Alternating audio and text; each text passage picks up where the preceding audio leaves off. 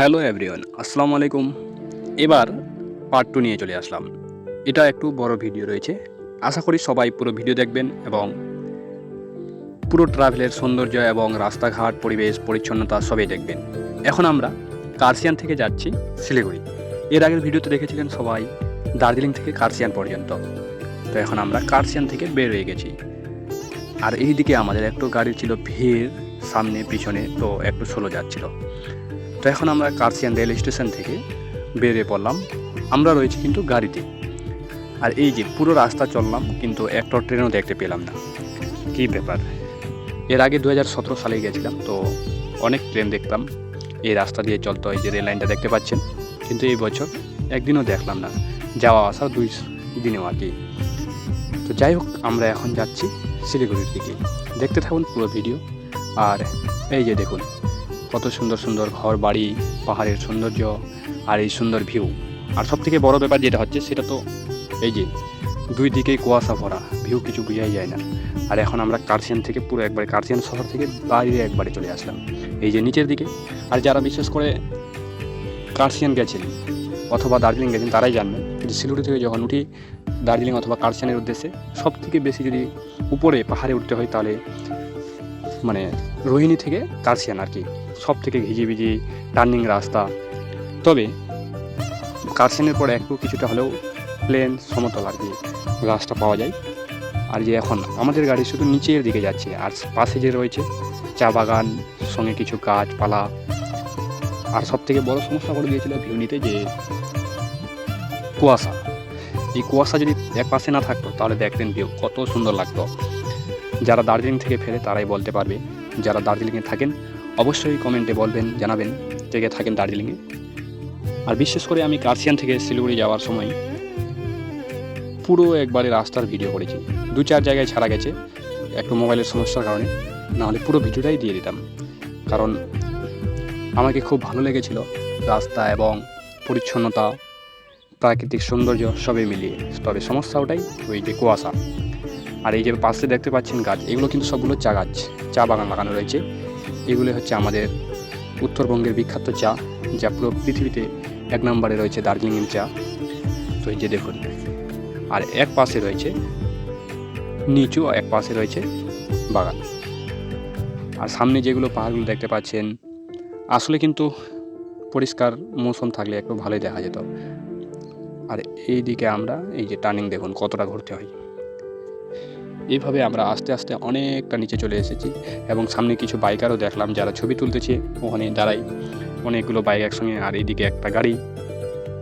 মানে এই এরিয়াগুলোতে যারা যায় তারাই বুঝে যে ছবি তোলার, ভিডিও করার মজা কীরকম। কারণ সৌন্দর্য, ভিউ প্লাস প্রাকৃতিক পরিচ্ছন্নতা ওখানকার সবই আর কি ভালোই।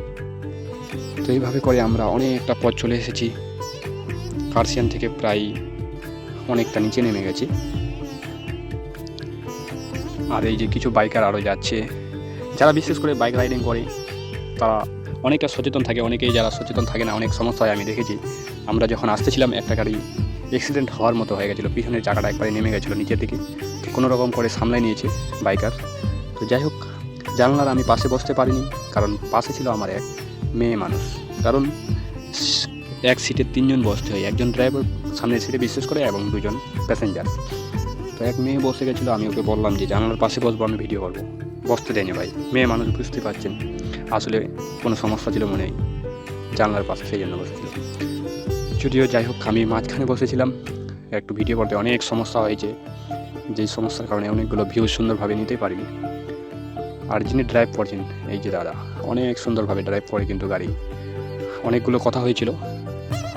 আবার ভিউ, আসলে অনেকে বলেছেন যে শুধু ভিউ দেখাইছেন, নিজের ছবি তো নেই, এবং গাড়িতে বসে কেন বলেননি কিছু।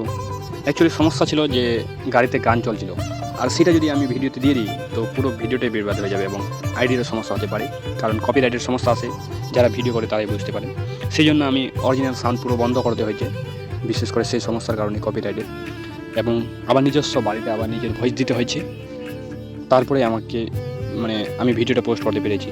এটাই সবচেয়ে বড় সমস্যা। তো এখন অনেকটা পথ আমরা চলে এসেছি, প্রায় রোহিণীর কাছাকাছি। কয়েক মিনিটের মধ্যে আমরা রোহিণীতে প্রবেশ করে ফেলবো। এই দিকে দেখুন, এই যে দাদা বেল খুলে নিল এবং তিনি সুন্দরভাবে ড্রাইভ করলো। আর এইদিকে আমি একটু নিজের ছবি নিয়ে নিলাম। তো চলো গাইজ, আরও যাওয়া যাক। আসলে অনেকে হাসেন ভিডিওগুলো দেখে, অনেকে নানান রকম কমেন্ট করেন, আমাকে যেটা ভালো লাগে আমি সেটা করি। তবে সবাই অবশ্যই সাপোর্ট করবেন, কারণ সাপোর্ট ছাড়া কোনো কিছুই পাওয়া যায় না। আর যদিও ভিডিও এখন কম আসবে আমার, কারণ সময় পাওয়া যায় না ঠিকঠাক এবং নানান রকম সমস্যা, সেই কারণে। যদিও দার্জিলিং থেকে ফিরছি এবং বাড়ির তো সমস্যা অনেকেই থাকে, তো সেই সমস্যার কারণে একটা ভিডিও করতেও সমস্যা হয়। তো যাই হোক, এখন আমরা রোহিণীর এক রেস্টুরেন্টের কাছে চলে আসলাম। এইখানে এবার আমাদের গাড়ি একটু ঠান্ডা করতে দিবে যে গাড়িতে আছি, এবং আমরাও একটু রেস্ট নিব, কারণ গাড়িতে অনেকক্ষণ থাকতে হয়েছে। আসলে প্রায় 1.5 ঘন্টা থেকে দার্জিলিং থেকে আসতেছি। তো এখন আমরা এখানে দাঁড়াইছি, কেউ রেস্ট দিচ্ছি এবং যারা আসলাম সবাইকে আর কি। তো আমরা এখন এই রেস্টুরেন্টের ভিতরে যাব, এখানে টয়লেট সব কিছু রয়েছে, কিছু খাওয়া দাওয়া করবো। তো যাওয়া যাক ভিতরে। তো এখন আমরা রেস্টুরেন্টের ভিতরে আসলাম। এখানে অনেক সুন্দরভাবে জিনিসপত্র সাজানো রয়েছে, গাছ, ফুলের গাছ টবে রয়েছে, এবং কি কি গাছ রয়েছে সবগুলো জানা নেই। অনেকগুলো গাছ রয়েছে, ক্যাকটাস ইত্যাদি ইত্যাদি, এবং যেগুলো পাতা সুন্দর সুন্দর হয় আমাদের দিকেও রয়েছে। আর এই রেস্টুরেন্টের থেকে এই ছবি তোলার জন্য, এখানে বাইরের ভিউটা দেখার জন্য এবং সুন্দর করে রেখেছে। তবে আজকে কুয়াশার কারণে ঠিক নেই। তো এই রেস্টুরেন্টে সব কিছু পাওয়া যেত, এবং আমরা এখন টুল ট্যাক্স দিয়ে দিলাম এখানে। আর ফাইনালি বলা চলে পুরো প্লেন রাস্তায় চলে এসেছি, যেখান থেকে আর আমাদের কোনো পাহাড় থেকে নামতে হবে না, অথবা পাহাড়ের রাস্তা নেই। এখন পুরো প্লেন, এই রাস্তা দিয়ে ডাইরেক্টলি চলে যাব শিলিগুড়ি। এটা রাস্তা অনেকটা সোজা রয়েছে, এবং আমরা এরপর পাবো মিলিটারি ক্যাম্প, যেগুলো আমাদের শিলিগুড়ির আশেপাশে রয়েছে।